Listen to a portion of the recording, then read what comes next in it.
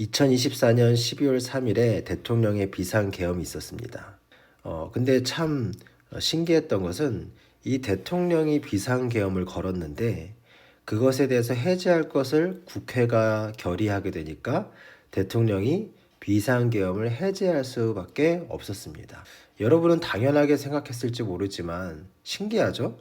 한 사람은 대통령인데 그것에 대해서 해제 요구를 국회가 하니까 대통령이 비상계엄을 해제할 수밖에 없었던 상황. 어떻게 이게 가능했는지 우리 삼권분립이라는 것을 바탕으로 이해해 보도록 하겠습니다. 삼권분립은 뭐냐? 결국 이름의 뜻이 있죠. 권력을 세 가지로 나누어서 세운다. 즉, 정부의 권력을 세 가지로 쪼개서 그것들이 서로 견제하게 하는 제도를 삼권분립이라고 합니다.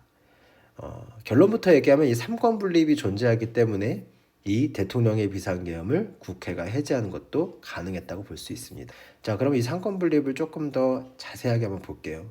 삼권분립은 즉 세 가지의 권력으로 권력을 나누는 건데 입법권, 행정권, 사법권 이렇게 세 가지의 권력으로 우리나라의 권력을 쪼개는 것을 얘기합니다. 입법권은 뭐냐면 법을 제정, 즉 만드는 권한을 입법권이라고 합니다. 말 그대로 법을 만들 수 있는 권리를 입법권이라고 하는 거죠. 그러면 이 입법권은 어디에서 행사하냐? 바로 국회에서 행사합니다. 국회에서 나라를 다스리는 법을 만드는 거죠. 그럼 행정권은 뭐냐? 행정권은 그 국회에서 만들어진 법을 이제는 그걸 바탕으로 집행을 하고요. 또 우리나라 정부를 운영하는 권한을 행정권이라고 합니다. 그러면 이 행정권은 어디서 행사하냐? 대통령 또는 대통령 아래에 있는 총리 그리고 대통령 산하에 있는 여러 정부 기관들 이런 기관들이 행정권이라는 권력을 가지고 행사한다고 보시면 됩니다. 마지막으로 사법권은 뭐냐? 사법권은요. 그 법을 해석하고 적용하는 권한을 합니다.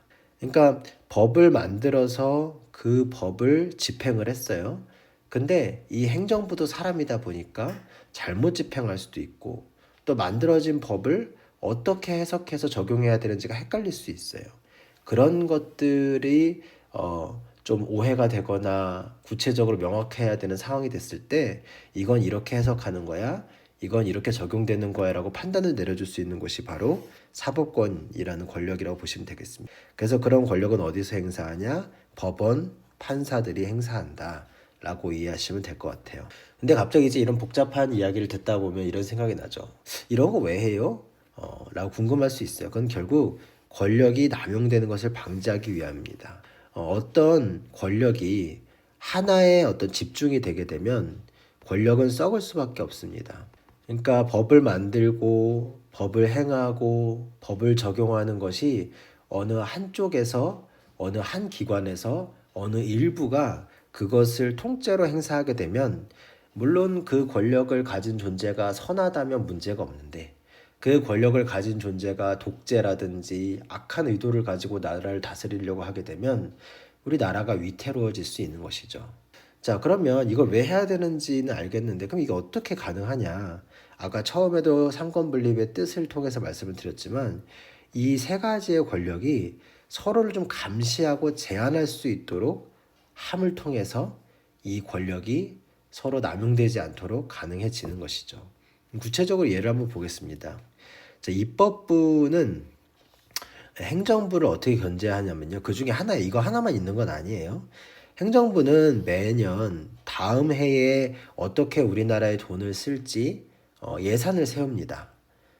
근데 그 예산을 그냥 세운다고 해서 그게 확정되는 게 아니고 그 예산안을 승인하는 존재가 누구냐면 입법부입니다. 그러니까 행정부가 마음대로 내년에 돈을 이렇게 써야지라고 한다고 해서 그대로 될 수가 있는 게 아니고요. 입법부에서 오케이 그렇게 하는 거 나도 동의해 승인해라고 해줘야만 이게 통과가 될 수 있는 거죠. 입법부는 무조건 그러면은 이렇게 보면 입법부는 자유로우냐? 그렇지 않습니다. 입법부는 또 사법부에 의해서 견제를 받습니다. 입법부가 법을 만들잖아요. 그러면 그 법은요 헌법에 적합해야 돼요. 법률보다 높은 게 헌법이잖아요. 나라의 최고법이니까. 근데 이 입법부도 사람이 하는 일이다 보니까 법을 만드는 것도 사람이 하는 일이다 보니까 그것이 헌법에 어긋나는 법이 만들어질 수도 있어요.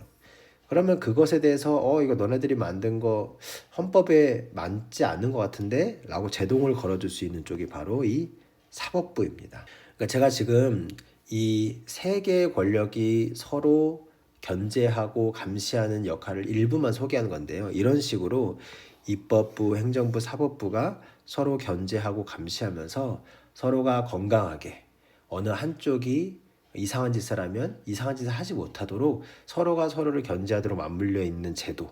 이게 바로 삼권 분립이라고 보시면 되겠습니다. 이것을 이제 삶의 질문으로 한번 가져와 보도록 하겠습니다. 여러분은 우리 가족 또는 친구들 안에서 힘의 균형이 어떠한지 한번 생각을 해보면 좋을 것 같아요. 자, 근데 여기서 오해하시지 말 것은 여기서 이제 힘이라고 하니까 마치 가족 안에서 누가 권력을 가지고 있냐, 뭐 친구들 안에서 누가 권력을 가지고 있냐 이런 좀 이상한 이야기로 오해하지 마시고요. 그런 이야기를 하고 싶은 건 아니고 그렇잖아요. 우리가 가족이 있고 우리가 친구들이 있을 때 어느 한 사람이 너무나 강한 영향력을 가지는 것보다는 우리 안에 공동체의 한 명 한 명이 우리 또 친구들의 한 명 한 명이 서로 건강하게 적당한 영향력을 서로 안에서 행사하면서 같이 관계를 이어나가는 것이 사실 좋은 공동체라고 할 수 있습니다.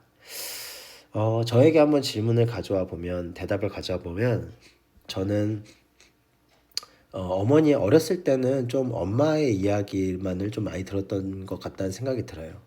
그러니까 엄마가 잘못됐다는 얘기를 하는 게 아니라 뭔가 아버지의 이야기에 대해서 제가 좀 많이 집중하지 않았던 부분이 있지 않았나라는 생각이 좀 정직하게 드는 것 같아요. 그래서 요즘은 아버지가 하시는 이야기가 뭘까? 아버지는 어떤 뜻에서 저런 말씀을 하시는 걸까? 라는 것을 좀 생각을 많이 해보려고 합니다. 그렇게 해보면 내가 그냥 아버지의 이야기를 조금 더 집중해서 들었으면 좋았을 텐데 아버지께서 하시고자 하는 말씀의 뜻이 이런 뜻을 담고 있었구나, 이런 의도를 가지고 있었구나라는 거를 한 번 더 생각하고 귀 기울였으면 좀 좋았을 텐데 라는 생각이 들 때도 있는 것 같아요.